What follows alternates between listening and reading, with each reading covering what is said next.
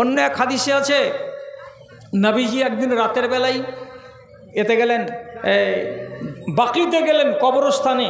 তো বাকি কবরস্থানে গেলেন, সেখানে গিয়ে দোয়া মাংলেন কবরবাসীদের জন্য।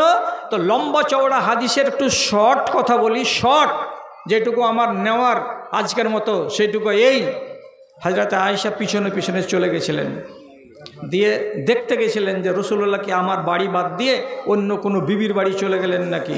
তো দেখছেন রসুল্লাহ এখানে দাঁড়িয়ে দাঁড়িয়ে দোয়া করছেন। তারপরে যখন রসুল বাড়ির দিকে রওনা হয়েছেন, তখন হযরত আয়েশাও বাড়ির দিকে রওনা হয়ে গেছেন। হাঁপতে হাঁপতে হাঁপতে হাঁপতে আয়েশা বাড়িতে ঢুকলেন, রসুল করিমও বাড়িতে ঢুকলেন। ঢোকার পরে তখন আয়েশা যেমনি এমনি করে জোরে জোরে হাঁটার কারণে হাঁপছেন।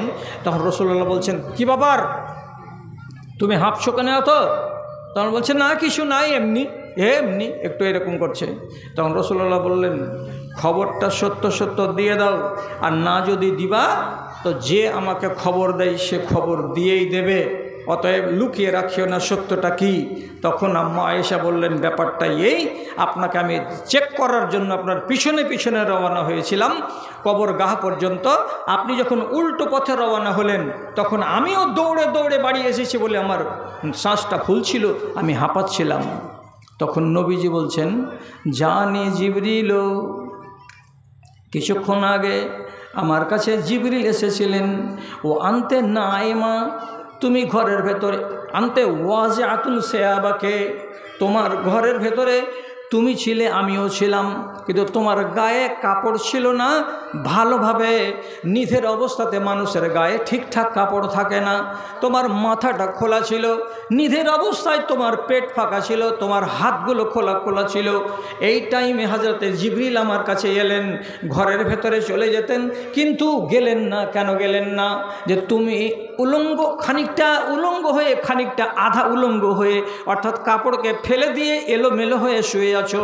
আর এই রকম অবস্থায় যদি জিবরিল চলে যান মানুষের সকালে, আর তুমি যদি জানতে পারো, তাহলে তোমার ভেতরে একটা কেমন কেমন ভাব তৈরি হবে, আর তাতে তুমি লজ্জা পেয়ে যাবে বেশি বেশি মাত্রায়, যে আহারে একটা আলগা মানুষ আমাকে দেখে নিল, আমার শরীরটা তার নজরে পড়ে গেল। এই জন্য তোমাকে ঝামেলায় ফেলবে না, তোমাকে লজ্জায় ফেলবে না বলে হযরতে জিবরিল নিজে লজ্জা বোধ করলেন, করে বাড়ির বাইরে গেটের কাছে দাঁড়িয়ে থাকলেন, তোমার ঘরের ভেতরে ঢুকলেন না। তাহলে হযরতে জিবরিলের মতো ফেরেশতা তিনিও বলছেন যে ওই হাদিস থেকে তিনিও শামিল।